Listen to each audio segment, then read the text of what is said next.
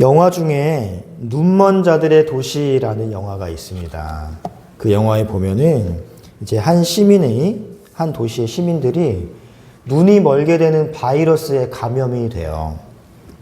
그래서 도시 전체가 다 눈이 멀게 되는 이야기입니다. 그런데 그 중에 유일하게 단 한 사람만 이 바이러스에 감염이 되지 않아요. 그 사람은 여자인데 이 영화는 그 여자의 눈동자를 통해 바라보게 되는 눈먼 자들의 삶의 참상을 아주 적나라하게 그려주고 있습니다. 그 여인은 눈먼 바이러스에 감염되어서 이제 수용소에 수감되는 자신의 남편을 돌보기 위해서 자신도 그 바이러스에 감염된 것처럼 연기를 하며 가장해서 눈먼 자들의 수용소로 따라 들어갑니다. 그녀의 눈에 비친 이 눈먼 자들의 수용소는 처참하기가 그지 없었습니다. 모든 사람이 눈이 보이지 않으니까 일단 위생적으로 불결한 건 차치하고 사람들이 옷도 걸치지 않고 여기저기를 활보하는 모습을 목격하는 거죠. 자기가 눈에 보이지 않으니까 부끄러움조차 사라진 것입니다. 그러다 보니 이러한 것들이 반복되고 적응되다 보니 나중에는 이들이 인간성마저 상실하게 됩니다. 그렇게 눈이 보이지 않는 자들의 세상에서 제일 큰 힘을 발휘할 수 있는 사람은 날 때부터 눈먼 자겠죠. 그는 마치 지팡이 하나 가지고 이 수용소가 자기 짐인 것 마냥 여기저기 거침없이 활보하고 돌아다닙니다. 그래서 어디에 뭐가 있고 어디에 뭐가 있는 걸 빠삭하게 알고 있어요. 마치 눈을 뜬 사람처럼 말이죠. 그는 수용소에서 억지와 폭력으로 많은 부를 축적합니다. 이 부를 축적해봐야 쓸 것도 없어요. 하지만 억지와 폭력을 활용해서 이제 갓 눈이 먼 자들의 약함을 이용하여 부와 명예를 축복합니다. 그래봐야 정부에서 공급해주는 음식 상자 몇 개 정도밖에 없어요. 근데 거기서도 욕심을 내는 거예요. 그리고 이 날 때부터 소경인 사람이 어디서 났는지 권총 한 자루를 가지고 입소를 한 겁니다. 그래서 이 권총을 가지고 다른 소경들을 윽박하고 이제 착취하기 시작하죠. 그래서 이 권총을 가지고 음식을 받아가려면 돈을 갖고 와라. 돈이 없으면 귀중품이라도 갖고 와라. 그마저도 없으면 여자를 바쳐라. 이런 식으로 협박하며 살아가고 있습니다. 이 사람은 눈이 안 보여요. 그래서 조준도 제대로 할 수 없습니다. 그럼에도 권총 하나 있다라는 사실만 믿고 그렇게 횡포를 일삼으면서 자신의 무력과 성욕을 채워나가며 그곳에서 낙원을 누리며 살아가고 있습니다. 그 사람 주변에는 늘 그렇듯이 그 사람에게서 떨어지는 콩고물을 받아먹기 위해 그에게 빌붙어 사는 조무래기들이 몇 무리가 있습니다. 그들 역시 소경이죠. 그들은 한패가 되어서 자신들의 이 삶을 아주 만족스러워하면서 즐기며 살아갑니다. 하지만 유일하게 눈이 멀지 않은 그 여인의 눈에는 너무나도 더럽고 비열하고 가난한 풍요에 불과했습니다. 자기가 이 수용소에 들어오기 전에 누렸던 그 삶과 비교해보면 저 소경들이 권총 한 자루 가지고 음식 상자 몇 상자 더 뺏어 먹고 성욕 더 채워가고 액세서리 가지고 물욕을 채워가는 그 모습은 더럽기 그지없는 삶이었어요. 그러나 눈이 먼 사람들은 그게 자기들이 누릴 수 있는 최고의 행복이라고 착각하고 살아갑니다. 그 도시 사람들은 모두가 눈이 멀었기 때문에 자기들이 얼마나 불결한지, 얼마나 더럽고 추악한 환경에서 살아가고 있는지 그들은 알 길이 없어요. 안 보이기 때문입니다. 그나마 말도 안 되는 음식으로 연명하고 있으면서 자기 자신은 너무나 만족스럽다. 이렇게 살아가고 있는 거예요. 자신이 얼마나 더럽고 추한 모습으로 변화가고 있는지는 둔감해진 지 오래입니다. 그런데 유일하게 눈을 뜬 그 여자만 그 참상을 보면서 토악질을 하는 고통스러운 삶을 살고 있어요. 여러분, 이 세상에서 우리가 누릴 수 있는 힘이라든지 풍요라든지 권력이라든지 물질, 그리고 그것을 누리고 있노라고 허세를 부르고 있는 불신자들, 그러한 자들의 모습은 방금 소개해드린 영화 눈먼 자들의 도시에서 그리고 있는 그러한 참상과 다를 바가 없습니다. 그건 영의 눈을 뜬 자들에게는 아무것도 아니거든요. 오히려 더 더럽고 정말 치를 떨만한 참상에 불과한데, 그들은 영의 눈이 띄어지지 않았기 때문에 자기가 조금 누리고 있는 이 세상의 물질과 욕구와 명예가 전부인 줄 알고 허세를 부리며 들먹이며 살아가고 있는 겁니다. 여러분, 하늘의 풍요 앞에서 이 세상이 우리에게 제시하는, 바알이 우리에게 믿기로 제시하는 그런 풍요는 아무것도 아니라는 걸 눈먼 자들은 알 수 없어요. 하지만 눈뜬 자들은 알 수 있습니다. 그렇게 다 썩어가는 음식 찌꺼기와 목표물로 제대로 확인할 수 없는 권총 한 자루를 가지고 마치 자신이 세상을 다 얻은 것 마냥 거들먹거리는 불쌍한 소경들처럼 이 세상의 힘, 이 세상의 권력, 이 세상의 명예를 축적해서 인기를 누리며 마치 자기가 영원히 죽지 않는 불멸의 제왕이나 된 것처럼 거들먹거리며 살아가는 세상을 바라보며 신자인 우리는 눈을 떴다면 그들을 측은한 마음으로 바라볼 줄 알아야 돼요. 성도는 그러한 세상의 더럽고 가난한 풍요를 부러워해서는 안 됩니다. 하지만 오늘날 교회는 그 세상의 풍요를 부러워하는 교회가 얼마나 많은지. 여러분, 성경은 하나님의 은혜를 입어 구원받은 우리를 일컬어서 눈을 뜬 자라고 분명하게 말씀하고 있습니다. 그렇다면 우리 성도는 눈먼 자들의 도시에서 유일하게 눈을 뜬 그 여인처럼 이 세상의 더러움과 어두움을 직시할 수 있어야 돼요. 거기에 침을 흘리며 살아가서는 안 되는 것입니다. 그런데 눈을 떴다고 하는 성도들조차 눈먼 자들이 열광하는 그 더럽고 보잘것없는 가난한 풍요를 부러워하는 그러한 삶이 오늘의 현실인 것 같아요. 여러분, 우리는 오늘 본문의 말씀을 통해서 하나님이 영의 눈을 뜨게 해주신 하나님의 복을 받은 자들의 삶이 무엇인지 우리가 좀 살펴봤으면 좋겠습니다. 오늘 본문은 1절부터 끝까지 에서의 족보 이야기예요. 이렇게 큰맘 먹고 다 읽은 다음에 족보 하나하나 설명하려다가 그러다 보면 시간이 너무나 오래 걸릴 것 같아서 구원사 구속사적인 맥락에서 필요한 족보들은 추후에 설교하는 가운데 필요하면 설명하기로 하고, 오늘 발췌적으로 3절만 읽어서 에서의 험악한, 야곱의 험악한 삶과 에서의 형통을 비교하는 시간이 좀 되었으면 좋겠습니다. 자, 오늘 본문을 보면요, 에서의 족보가 나오는데 이 족보에는 에서를 비롯한 그의 후손들이 전부 부자였고 전부 족장을 하고 있고 전부 왕을 하고 있음을 우리가 볼 수 있습니다. 네, 1절에서는 이렇게 얘기합니다. 에서의 동격으로 뭘 내놓느냐? 에돔을 내놓고 있습니다. 에서 곧 에돔, 이것이 1절 내용의 말씀이죠. 에돔이 어떤 나라예요? 하나님의 심판을 불러일으키는 그러한 나라였습니다. 이스라엘의 적대 국가였어요. 거기에 에서가 대표로 나오는 것이고, 이렇게 하나님의 적대 국가의 구성물로서 에서의 족보에 해당하는 사람들이 쭉 나오는 겁니다.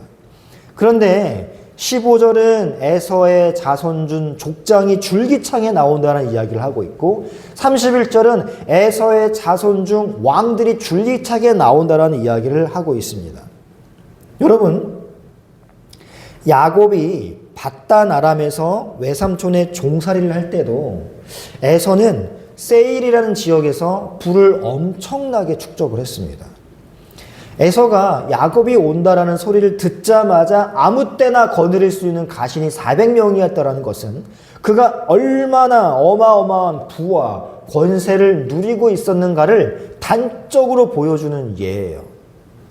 뿐만 아니라 여러분, 야곱의 후손들이 400년 동안 애굽에서 종살이 하잖아요. 그때 에서와 에서의 후손들은 왕국을 세웁니다. 그리고 8대에 이어서 왕이 줄기차게 배출돼요. 여러분, 여기까지만 보면은 누가 복을 받은 사람일까요? 세상 사람들은 말하겠죠. 에서라고 말이죠. 근데 여러분, 우리가 알듯 성경은 하나님의 복이 누구에게 흘러간다라고 알고 있습니까? 야곱입니다. 태어나기도 전에 복 중에 이미 하나님의 복의 주인은 야곱이라고 성경은 못 박아 이야기하고 있습니다. 그런데 왜 야곱과 그의 후손보다 에서와 그의 후손이 하나님의 복을 받은 것 마냥 세상에서 더 잘 살아가실까? 여러분, 야곱이 어떤 축복을 받았는지 다시 한번 확인해 보겠습니다. 창세기 27장 28절에서 29절 한 절씩 읽어봅니다. 하나님은 하늘의 이슬과 땅의 기름짐이며 풍성한 곡식과 포도주를 내게 주시기를 원하노라. 만민이 너를 섬기고 열국이 내게 불복하리니 내가 형제들의 수가 되고 내 어미의 아들들이 내게 불복하며 너를 저주하는 자는 저주를 받고 너를 축복하는 자는 복을 받기를 원하노라. 네, 이것이 야곱에게 주어진 축복입니다. 그러면 이삭은 에서에게 어떻게 축복했는가? 39절 40절 한 절씩 봅니다. 그 아버지 이삭이 그에게 대답하여 이르되 내 주소는 땅에 기름지면서 멀고 내리는 하늘 이슬에서 멀 것이며 너는 칼을 믿고 생활하겠고 내 아우를 섬길 것이며 내가 내 입을 벗을 때에는 그 멍에를 내 목에서 떨쳐버리라 하였다. 네, 자 여러분 보세요. 에서가 야곱 아버지 이삭에게 받은 축복은 축복이라고 하기에는 너무나 표현이 이상하죠. 아니 어떻게 축복이 땅에 기름지면서 멀어야 되고 하늘 이슬에서 멀 것이며 칼을 믿고 살다가 아우를 섬기고 이것이 어떻게 축복인가? 저주에 가깝습니다. 그런데 왜 이러한 축복의 내용이 야곱과 에서의 삶에서 즉시로 적용되지 않았는가? 이것이 굉장히 미스테리예요. 심지어 야곱과 에서의 축복이 맞바뀔 것처럼 보이기도 합니다. 오히려 야곱이 저주받은 삶을 살고 에서가 복을 받은 사람처럼 살아가니 말이죠. 에서와 그의 후손들은 이 세상에서 왕으로 족장으로 살고 야곱과 야곱의 후손들은 애굽에서 채찍 맞아가며 벽돌 굽고 400년 동안 종살이를 합니다. 여러분, 과연 뭐가 잘못된 것일까요? 우리가 알아야 할 것은 야곱에게 내려진 이 복은 이 땅에서 이루어질 일하기보다는 하나님 나라에서 주어질 하늘의 풍요와 안식을 상징한다라는 걸 먼저 기억하셔야 됩니다. 이것이 우리가 어떻게 알 수 있냐면요. 창세기 27장 29절 보세요.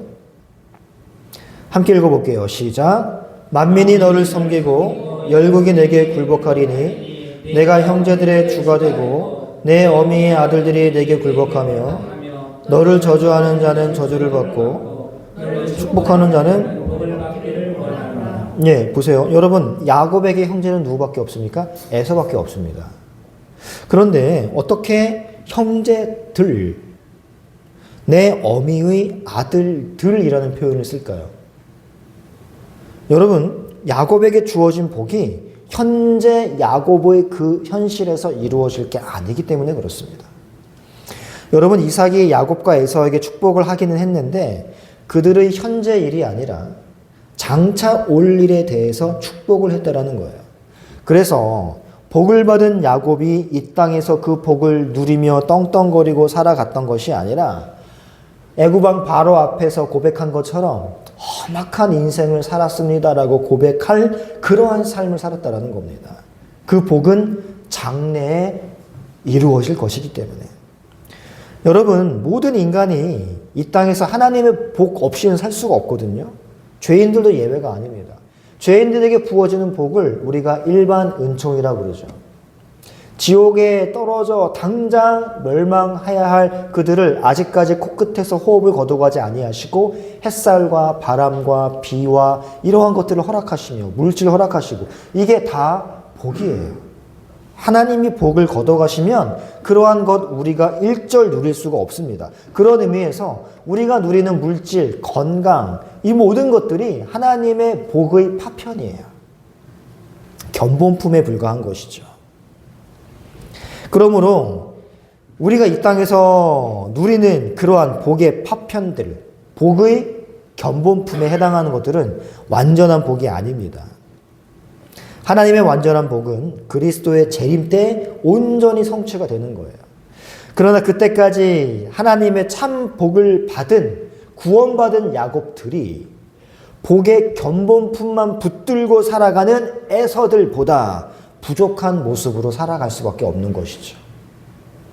그런데 하나님의 구원함을 받은 야곱들이 이 가시적인 세상 속에서 하나님의 유기를 당한 에서들보다 부족한 모습으로 살고는 있지만 하나님의 약속을 믿고 장래에는 그들이 붙들고 사는 견본품으로서의 복은 신기루처럼 사라져버리고 참 복을 받게 될 것임을 바라보며 소망하며 그 하늘을 바라보고 살아가는 겁니다. 예수님의 재림 때에 그 일이 가시적으로 성취될 것임을 알기 때문이에요. 그때까지는 야곱은 에서보다 못 살 수 있어요. 아니, 거의 대부분 그렇게 살아요. 야곱과 야곱의 후손들이 이 땅에서 종으로 노예로 살아가고 있을 때 에서와 그의 후손들이 이 땅에서 족장을 해먹고 왕을 해먹고 살아가는 것입니다. 그러나 차츰 에서에게 부어진 이 저주에 가까운 축복이 그 역사 속에서 하나하나 펼쳐지는 걸 우리가 보게 될 거예요.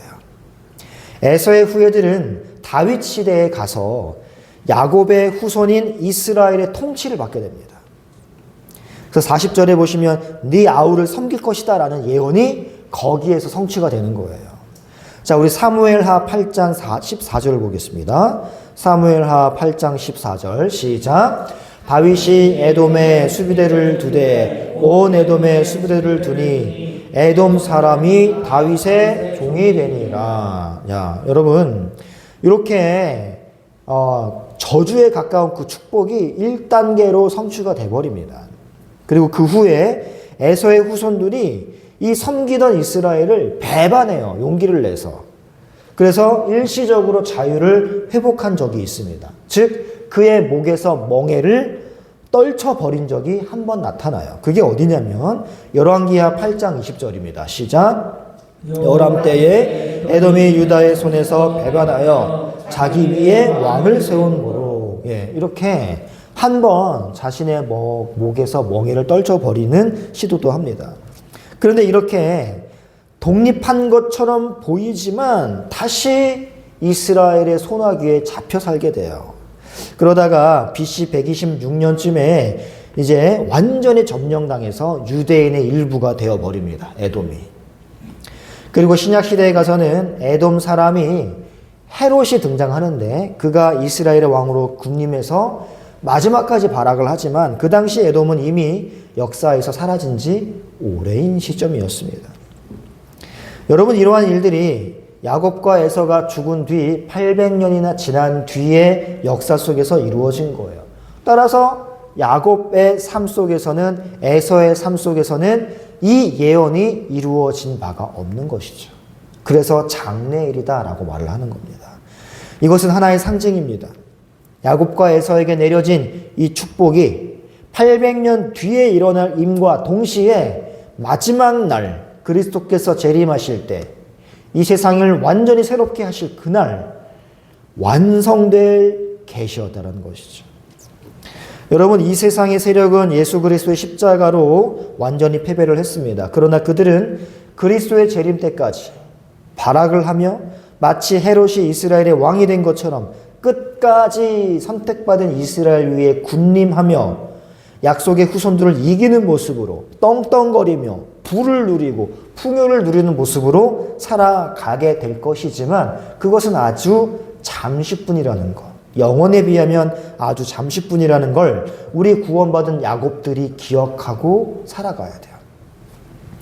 약속의 후손을 향한 하나님의 언약은 곧 속히 가시적으로 성취될 것이기 때문입니다. 그게 바로 재림하실 날이에요. 그러니까 하나님의 최종적이며 완성품으로서의 참 복을 받은 자들은 그리스도가 다시 오실 그날을 대망할 수밖에 없으며 천국을 소망하고 이 땅에서의 처지나 환경이나 상황 등의 견본품으로서의 파편적 복에 침을 흘리는 게 아니라 이 복의 원천인 그 복을 소망하며 살아가야 되는 거예요. 이 땅에서 한시적이며 제한적으로 인간들에게 주어진 복은 하나님 나라의 완전한 복과는 비교도 할 수 없음을 알기 때문입니다. 마치 눈뜬 여인이 눈먼 소경들이 지저분하고 더럽게 살아가며 도시락 몇 상자, 그 쾌락 몇 번을 마치 자랑하며 살아가는 것을 더러워하는 것처럼 말이죠.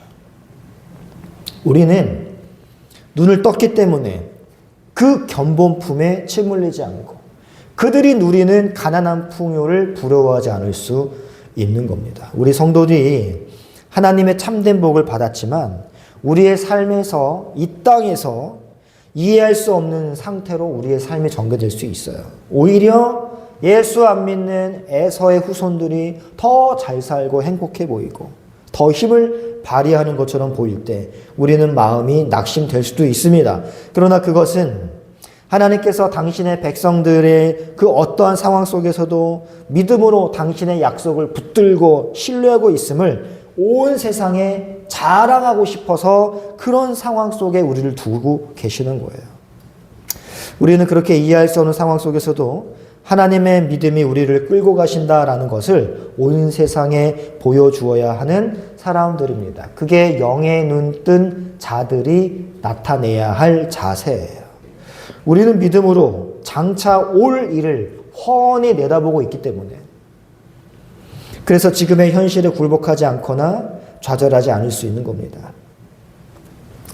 영적인 소경들은 자기들이 감지하고 있는 이 가시적인 세상이 전부인 줄 알고 하나님께서 견본품으로 남겨두신 복의 파편들을 인생의 최고 목적으로 삼고 살아가는 오류를 범하고 있어요. 하지만 예수님이 오시고 그 눈먼 자들이 이제 눈이 떠지는 순간이 올 겁니다. 그때 그들은 땅을 치며 통곡하며 애통하게 되는 거예요.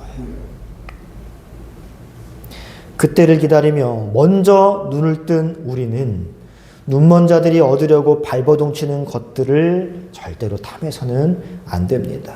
그들이 보지 못하는 하늘의 것에 우리의 모든 걸 투자해야 되는 거예요.